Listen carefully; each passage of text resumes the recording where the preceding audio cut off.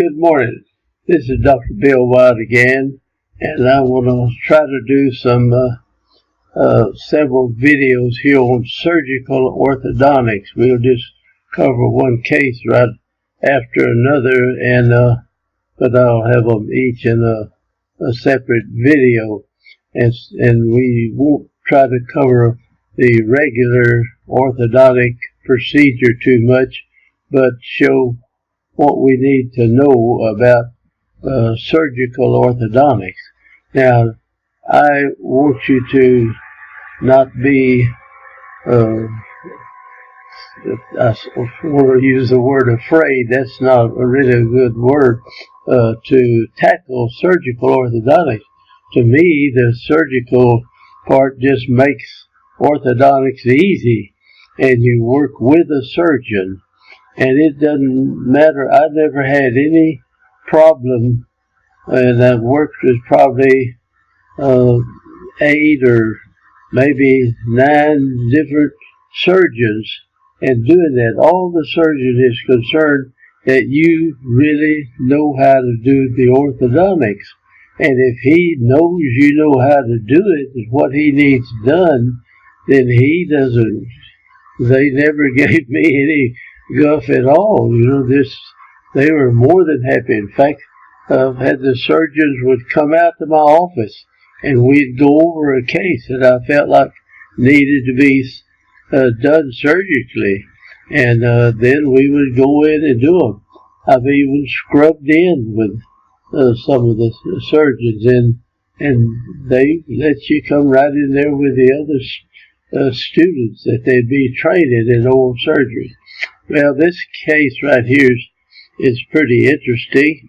This is a young man, and I knew his family and everything, and he is definitely a Class 3. And this was done a good many years ago, and I got a little something on that film, and I couldn't get it off when I took the picture. But he's definitely a Class 3, and you can see when he smiles, real nice guy, just very friendly and everything, but boy, he's Class 3, and you can see, now this is more of a genetic Class 3. I don't think this is a functional thing. Now you can create a Class 3 by just breathing through the mouth, you know, keeping your tongue down in the bottom arch all the time, and it makes the bottom arch bigger. And I have a lot of people that are just chronic mouth breathers, or I've had a bunch, I say a lot of them, that the upper teeth would just fit into the lower teeth simply because the tongue expanded the lower arch. And if you come in on somebody like that without correcting the functional problem, and you reduce the jaw and bring it back in, then you crowd the tongue up. If you haven't corrected the air wave problem and the functional problem, it'll just relapse on you. They'll push the thing back out again, see? So that's something you have to think about. Now, I feel like this case was strictly genetic, and so we went in and he used this case in a surgical orthodontic meeting, I think, down in New Orleans. He used the case, and he gave me the slide that he used on this. But we'll go ahead and go through this pretty quick. And here his, let me see there, his facial structure, it doesn't look all that bad. When he's got his face kind of pointed up a little bit, it probably shows up a little more when he's just straight up and down.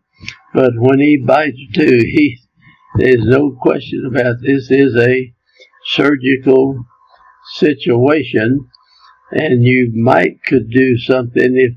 If he couldn't do anything at all, you might could shorten this, you know, take out the 6-year molars and bring these teeth back in, but you'd be crowding the tongue up. And you crowd the tongue, then you've got to wear Class 3 retention for years after you get through. So if the tongue is pushing in you just naturally, it'll push both the upper and the lower arch out at the same time and they stay together in a class 1 relation, then that's all right. But you have to really retain a lot of class 3 cases. They relapse pretty bad if the surgery didn't go at the right point. Now, a lot of surgeons operate on both jaws, so they make sure they get the jaws out there far enough. All right. Now you can see there's no question about it being class 3 and a real nice guy. And so the doctor that did this was a very good friend, and he looked at it, studied it, and he knew what needed to be done, and he's going to show you some of his slides he gave me, and he used this in a surgical orthodontic seminar down in New Orleans that he put on. And this is the problem list. He explains the problems, and you can look at that as good as I can, go over that. And this is the 6 problems that he comes up here with.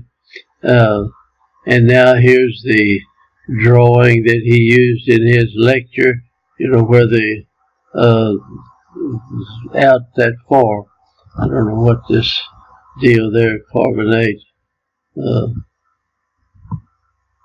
That thing is getting in the way. All right. Let me see if I can still draw on there. And this is what he used in his lecture there. And then this treatment plan and what he's going to do.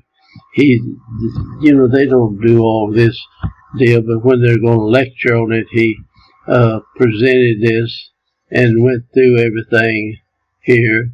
And this is what he showed at the surgical orthodontic case. And this is what he asked me to do. He wanted me to, of course, straighten the teeth out, get everything lined up, and he wanted me to leave some little hooks on this. This was done a good many years ago, but they still do a lot of this. Now, as far as tying the jaw up and things like that, they've got neat little plates that they screw into the tissue now. So I'm going to run through this pretty quick. You can take whatever time you want to look at it. And this is where he was going to shorten this jaw and bring it back in here. And this is the drawing that he used to show what he wanted to do. And he's going to downgraft this upper arch right here. And that's bone structure he put in there. And he cut this off here and pushed it back. And then he would tie that together. Now they screw them together. Let me go back and erase my lines. Now that's how it would look when he finished up with the case. Now this is the cephalometric showing starting off with it. And then here it is after he finished. Now these wires held this up, and then he would take those out after the maxilla grew back in, or how he held the mandible in place while he did that, and then while it grew. And that's not a good picture. He really didn't look that bad. He's a nice looking young man, and that's the thing after the surgery was done. And that's a better picture of him. And we look at the side when we started. You see the jaw stuck out, not terribly bad for as bad as the teeth looked, everything. But here he is after we finished. He gave him a little height to the facial structure. You know, he dropped that maxilla down and made the face look a lot better. Let me go back and show you that again. You see the height of the face is a little bit short. There's not short here, but it looks better if you drop it down some. And so he has this, you see, the added height to the face makes it look a lot nicer in this particular case. Now back then it was hard. Now he knew what I could do and everything, and he wanted me to make the arch wires for the whole case and put these little brass hooks on it. And this looks hard to do. It's not that terrible. We would mark where we wanted to solder these hooks in there so that people could wear elastics to hold the jaws together when we got through it. He had me put those little hooks, and of course he showed these slides down in New Orleans, and he actually told who did it, you know, and everything. And it didn't matter to him that I was a general dentist. I knew how to do it, and I could do what he wanted done, and that's what he wanted, and he knew. So you'll have to, if you do oral surgery, I don't know who I'm talking to, so maybe most orthodontists, but the oral surgeons, they don't care if you're a general dentist, and if you really know what you're doing in orthodontics, this went across with them. So anyway, we hooked that up and went through the surgery, and here's the jaw being held up by this part right here, and after the thing grew back, they took that out. The surgeon will take care of the case for a few weeks. Prior to the surgery, sometimes they'll see you back, and then they'll take care of it for several weeks after the surgery, and then they send them back to you to finish. You do your post-surgical orthodontics. If there are a few things you need to do, like rotations or some stuff, touching it up a little bit before you finish and take him out and then put him in retainers. It works like that. It's no big deal. So you can do it. This young man's got his wisdom teeth, everything. He didn't take anything out. This was 1982 when we did this. And if you remember, this tooth, this 6-year molar was out here somewhere. You can see, and so it's shortened back quite a bit here. So it doesn't appear that much in the front, but there he is, lined up like that.